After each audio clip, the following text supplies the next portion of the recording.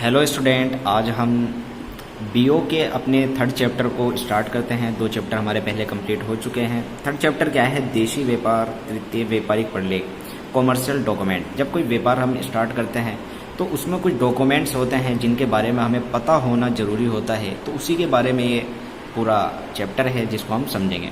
सबसे पहले देखिए इसमें क्या लिखा हुआ है। सबसे पहले इसमें लिखा हुआ है बीजक। बीजक इनवॉइस, इंग्लिश वाले समझ लें इनवॉइस। ये क्या होता है?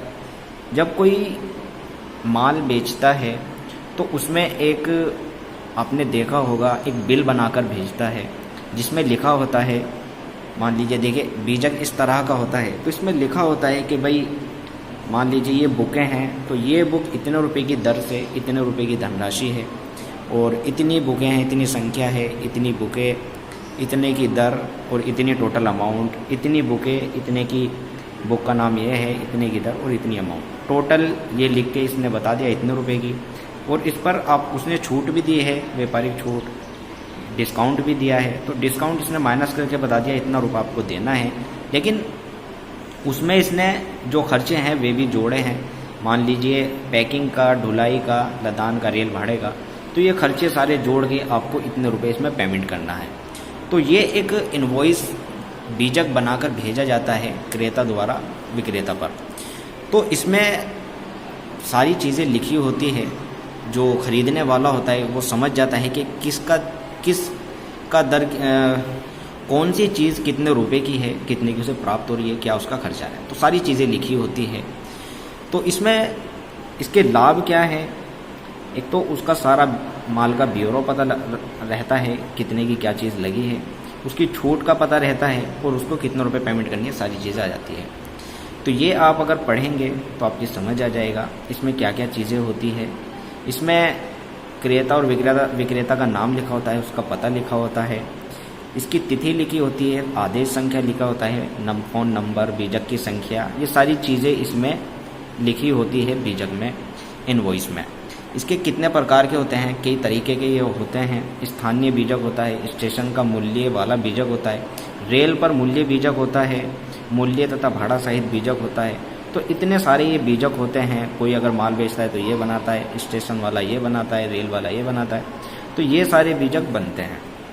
तो बीजक का आप नमूना भी देख सकते हैं। इसमें पहले इन्होंने क्वेश्चन में दे रखा है, ये उसने ख़रीदा है एक सारी चीज़ें, और इसके बाद इसने जो ख़रीदने वाला है उसको तो यहाँ पर उसने लिख दिया, और उसका पता यहाँ पर लिख दिया, ये उसका पता है, और भेजने वाले का पता ये है। ठीक है, यहाँ पर तो खरीदने वाले का पता होगा और यहाँ पर बेचने वाले का, और यहाँ ऊपर लिखा होगा जो माल बेचने वाला है। तो ये पहले बीच में बीजक संख्या और आदेश संख्या लिखी होती है, ऊपर इसमें लिखा होता है अगर आप जल्दी भुगतान करते हैं तो छूट इतनी मिलेगी। तो इस तरह से ये पूरा बीजक तैयार होता है।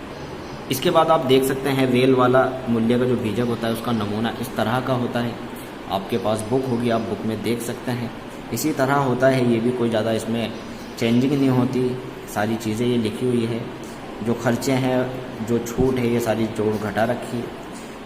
ठीक है, इसके बाद ये बीजक आप देख सकते हैं, अपनी बुक में भी देख लीजिए एक बार। फिर इसके बाद अगला पॉइंट आता है सूचनात्मक बीजक का, जिसे परफॉर्मा इनवॉइस कहते हैं। ये क्या होती है? जब कोई कस्टमर सामान खरीदता है तो वो दुकानदार से कह देता है कि भाई मुझे सामान खरीदने से पहले एक कच्चा बीजक बनाकर दे दीजिए, ताकि मैं देख लूँ कि कोई चीज़ अगर मैं खरीदूँ वो कितने की होगी और उसमें मुझे कितना पेमेंट करना पड़ेगा। तो दुकानदार उस हिसाब से उसको एक कच्चा बीजक, जिसे सूचनात्मक बीजक या अनुमानित बीजक या कच्चा बीजक, परफॉर्म इनवॉइस कहते हैं। तो ये सारी चीज़ें उसमें लिखी होती है ताकि वो देखकर समझ जाए। इसमें डिफरेंट क्या होता है? देखिए, बीजक माल बेचने के बाद बनाया जाता है और ये माल बेचने से पहले बनाया जाता है, क्योंकि पहले वो सूचना का मतलब वो बता देता है कि ये चीज़ें हैं। तो जब उसको वह पसंद आ जाएगी तो वो उसको खरीद लेगा और उसके बाद वो बीजक बनाएगा। सूचना तो उसने बना के भेज दिया, लेकिन उसके बाद वो बीजक बनाएगा। इसी तरह उसमें व्यय वास्तविक होते हैं, जितने व्यय हैं, और इसमें अनुमानित होंगे कि इतने आपके व्यय होंगे। तो इसमें वो मान लीजिए एडवांस भी मनी देता है, लेकिन इसमें वो कुछ नहीं देता, वो सिर्फ पूछता है, मांग करता है। इसी तरह से ये इसके डिफरेंट आप पढ़ लीजिएगा। इसके बाद आगे का हिसाब का विवरण, लेखा विवरण, स्टेटमेंट ऑफ अकाउंट। ये क्या होता है? स्टेटमेंट ऑफ अकाउंट होता है कि जब देखिए उधार का लेन देन जरूर होता है व्यापार में। तो जब व्यापारी उधार का लेन देन करता है तो वो एक अपने यहाँ एक खाता खोल लेता है जिसमें वो लिखता रहता है कि कितना पिछला है, कितना आगे का है, ये सारी चीज़ें लिखा होता है। इसके आप परफॉर्मे में आप समझ सकते हैं, इसमें सारी चीज़ें लिखी हुई है। पिछला इतना देना है, इतना बेचा है, इतना नगद मिला है, इतना बेच दिया, इतना लौटाया, इतना बेचा, इतना चेक से प्राप्त किया। तो सारी चीज़ें इसमें लिखी हुई है। तो जब ये हिसाब का विवरण बनाता है तो सबसे पहले तो विक्रेता का नाम ऊपर लिख दिया जाता है और उसका पता यहाँ आता है, भेजने वाले का पता इधर आ जाता है, संख्या क्या है बिल की वो यहाँ आ जाती है और इसमें तिथि यहाँ पर आ जाती है और विवरण होता है कि पिछला कितना शेष था, इतने रुपये, इतने का माल उसने बेचा है और इसके बाद उससे प्राप्त हुए 200 और उसने कुछ माल ख़राब हुआ होगा उसने वापस करा ये, और बैंक से उसने ये भेजे तो इतने उससे प्राप्त हुए, इतने का माल था और इसमें से ये घटाकर इतने आपको और पेमेंट करने हैं। तो ये होता है हिसाब का विवरण। इसमें डिफरेंट आप देख सकते हैं हिसाब का विवरण क्या होता है और विक्रय विवरण क्या होता है। ये मैंने आपको समझा दिया हिसाब का विवरण क्या होता है। विक्रय विवरण वही होता है कि जब माल बेचा जाता है उसके बाद जो परफॉर्मा बनाया जाता है। इसके बाद आगे होती है जमा की चिट्ठी, क्रेडिट नोट। ये कब बनाई जाती है और क्यों बनाई जाती है?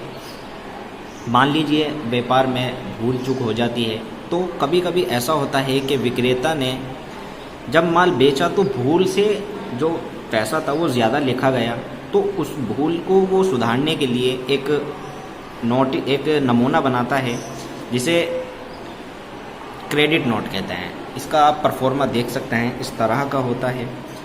खरीदने वाला जो होता है वो यहाँ होता है, भेजने वाला यहाँ होता है और जो प्राप्त करने वाला वो यहाँ होता है, जो खरीदने वाला है। मान लीजिए इसका पता इस तरह, मान लीजिए ये उसने कोई भेजा होगा और ये दर थी तो इतने का उसने गलत ज़्यादा पैसा लगा दिया, तो इस तरह क्रेडिट नोट उसने एक नमूना दिखाया है।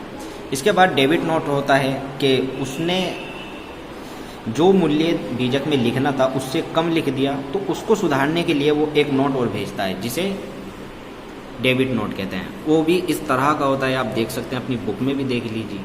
तो ये थी वीडियो, उम्मीद करता हूँ आपके समझ आया होगा सारा बीजक क्या होता है और इसमें क्या क्या बनता है। अगर कोई आपका सवाल है तो मुझे आप ज़रूर मैसेज करें, मैं आपका जवाब दूँगा।